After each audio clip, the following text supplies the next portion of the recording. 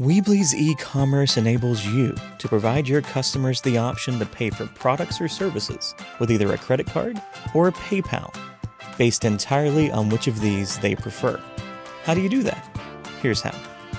Go to your store dashboard, then head over to Settings and select Checkout.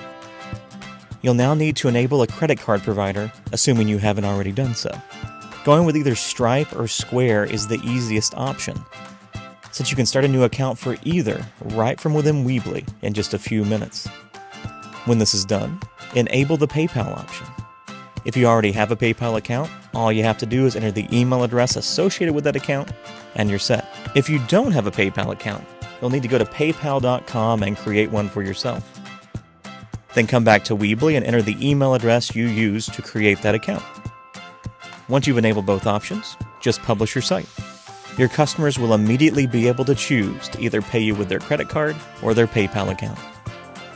And that's how you do that.